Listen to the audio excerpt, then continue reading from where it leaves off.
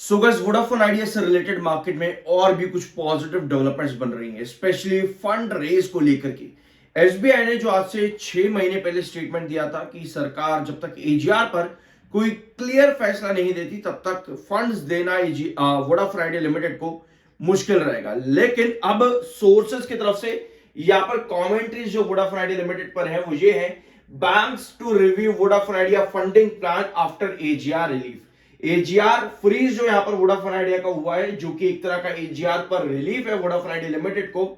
इसके बाद में बैंक्स रिव्यू कर सकते हैं कि वोडाफोन आइडिया में फंडिंग प्लान क्या रहेगा इन बैंक्स का, क्योंकि वोडाफोन आइडिया की डिमांड बैंक से काफी ज्यादा थी। अगर मैं आपको एक यहां पर स्टेटमेंट दिखाऊं, आपको नजर आएगा अराउंड 35,000 करोड़ के आसपास का अमाउंट।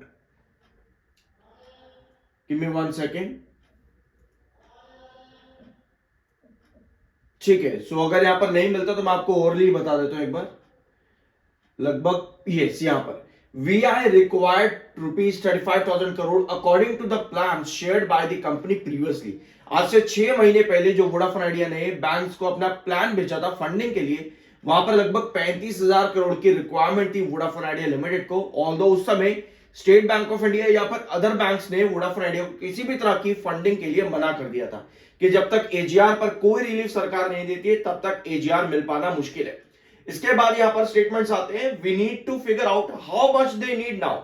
अब बैंक्स कह रहे हैं कि हमें यह देखना होगा कि अब वोडाफोन आइडिया को कितने अमाउंट की जरूरत है और साथ में कितने टाइम पर कंपनी का कैश फ्लो इतना स्ट्रांग हो पाएगा कि कंपनी वो अमाउंट हमको वापस दे पाए।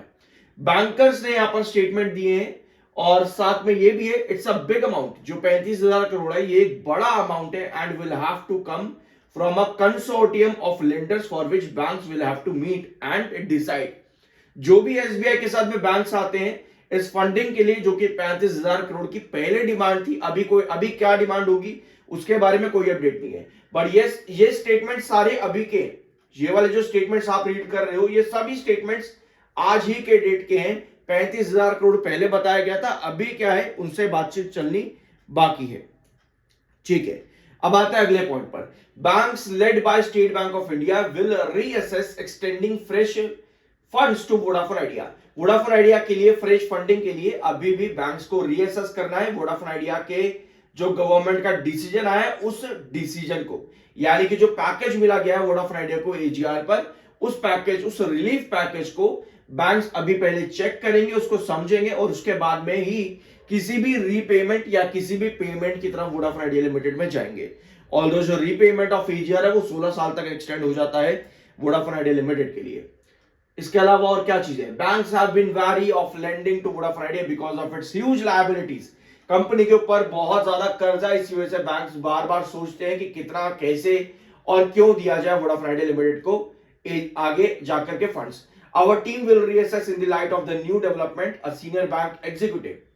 बैंक के सीनियर एग्जीक्यूटिव की तरफ से स्टेटमेंट है कि आगे जाकर के रीअसेस किया जाए कि कैसे फंड्स आगे एक्सटेंड किए जाएंगे वोडाफोन आइडिया लिमिटेड के अंदर।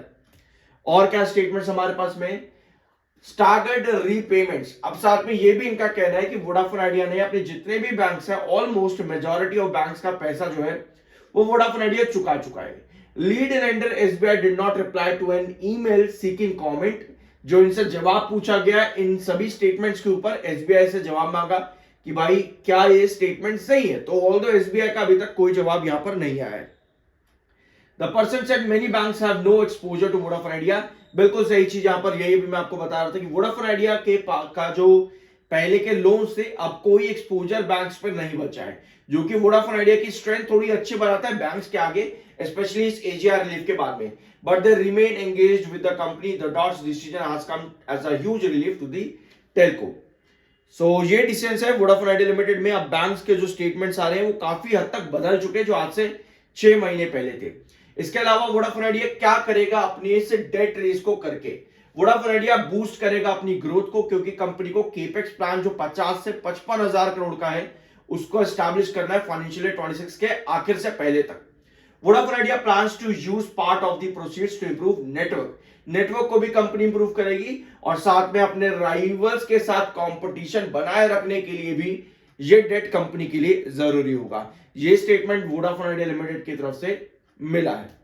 ठीक है, अब चार्ट पर सिचुएशन वही है, 11:20 से लेकर के 11:40 से लेकर के 12:20, वही लेवल्स अभी भी आपके बने पड़े हैं। आज भी इसी ट्रेंड के पास में स्टॉक आया, अपनी बेस लाइन के पास में, और रिस्ट्रिक्शन पर लास्ट हफ्ते के लास्ट सेशन पर जाकर के वापस से रिजेक्शन फेस करके नीचे आ जाता है, नीचे वाले बेस लाइन पे।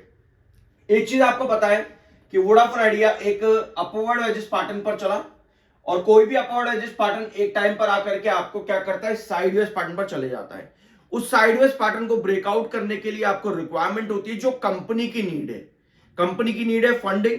तो अगर फंडिंग की अपडेट कंपनी में एक्चुअल में आती है, अभी तो सिर्फ और सिर्फ एक्सपेक्टेशन है कि इतना फंड वोडाफोन आइडिया को चाहिए, 35,000 करोड़ अगर पहले चाहिए तो अब कितना चाहिए, तो वो चीजें अगर कंपनी को मिल जाती है तभी आप एक्सपेक्ट कर सकते हो यहां पर ब्रेकआउट के लिए कि 12:20 जो आपका है वो ब्रेकआउट हो जाएगा।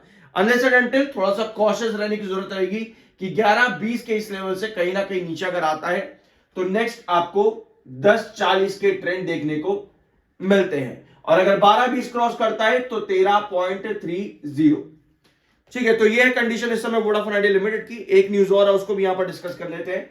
I am NISM certified, subscribe जरूर करते रहे, इस चीज के पैसे नहीं लगते हैं। ठीक है, ये एक और खबर वोडाफोन आइडिया से रिलेटेड। वोडाफोन आइडिया के टारगेट को लेकर के सिटी एक बार फिर से आगे आ चुका है, वही सिटी जिसने वोडाफोन आइडिया लिमिटेड में जब उसका प्राइस 19 रुपए पर था, टारगेट दिया था 21 से 22 रुपए का। जब शेयर 19 रुपए पर था तब 21 से 22 का टारगेट दिया था। तो अगर इन्वेस्टर्स किसी भी मार्केट एक्सपर्ट्स का टारगेट देख करके इन्वेस्टमेंट करने जा रहे हो आप लोग, तो पहले ये देखो कि वो मार्केट एक्सपर्ट या ब्रोकरेज फर्म ने कितनी बार कितने टारगेट फेल किए हैं। सिटी एक बार फिर आया और कह रहा है बाइंग की रेटिंग है भैया यहां पर, और टारगेट 15 का ले लेना इस बार, ये कहा है सिटी ने। और साथ में सरकार का जो डिसीजन आया AGR पर, उसकी दुहाई यहां पर इस बार दी है।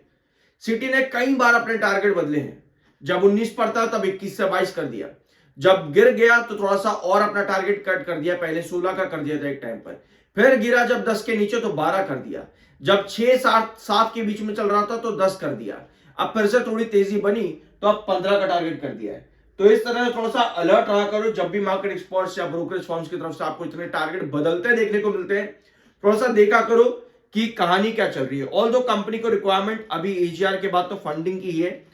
इसके अलावा एक अपडेट आपकी और आई थी लगभग आज से 8 महीने पहले, UK India free trade agreement. इस एग्रीमेंट से एक्सपेक्टेशन थी कि वोडाफोन आइडिया में AGR का रिलीफ मिलेगा।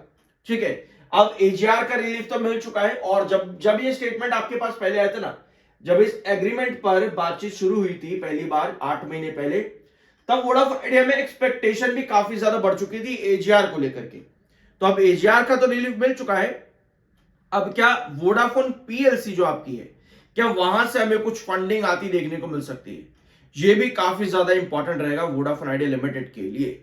सो ये कंडीशन इस समय वोडाफोन आइडिया लिमिटेड में। आई होप कि इस वीडियो में आपको कुछ नया सीखने को मिला होगा। सब्सक्राइब जरूर कर देना, मिलता अगले वीडियो में।